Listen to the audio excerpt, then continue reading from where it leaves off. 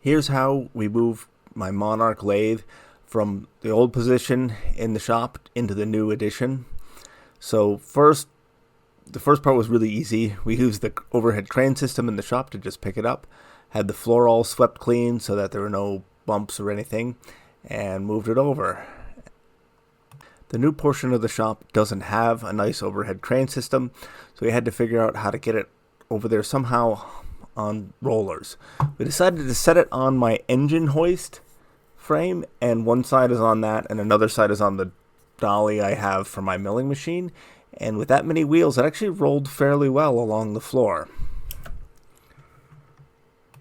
It really worked a lot better having two people pushing it because really didn't want to go straight, but we ended up getting it to work, and we had to readjust the weight distribution so it would go better.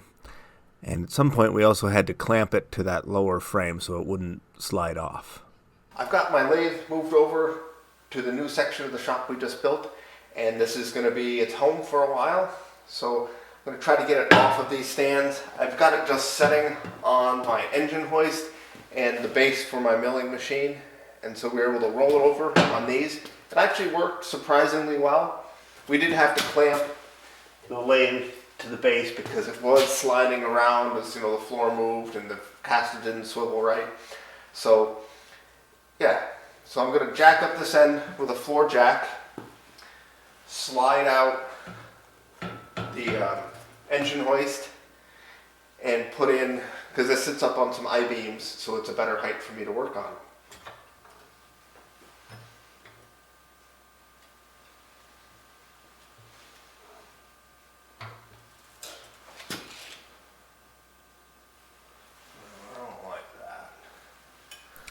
So the floor jack ended up being a pretty bad idea. It was just way too tippy. Just needed a much more solid base. So I ended up having to come up with a different plan. So I've got my piece of I-beam underneath, a couple of spacers to get me up closer to the right height to make the leveling feet work.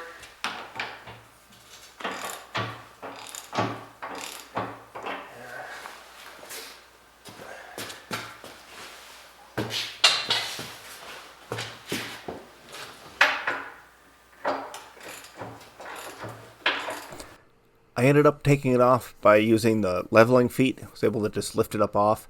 It was a bit time consuming to go back and forth and tighten everything, but it was way more secure than using the floor jack.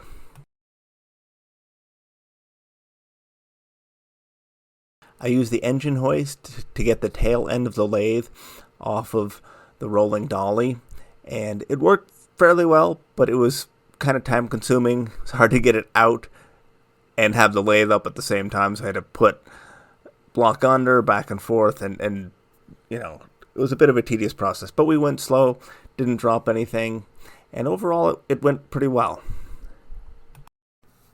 I just recently got the engine hoist because in the past we've had the crane system on the other side of the shop, so I didn't think it was that necessary, but it's a really useful tool, so if you don't have one, get one. I recently got two more machines that I needed to move around in the shop, and I figured I'd show you how I move these also. I got a pretty good deal on these two machines. There's a guy who just wanted them off his trailer. He got them from some government contractor that was upgrading machines, and so for $1,800 I got a lathe and a mill, but I needed to move them in the shop.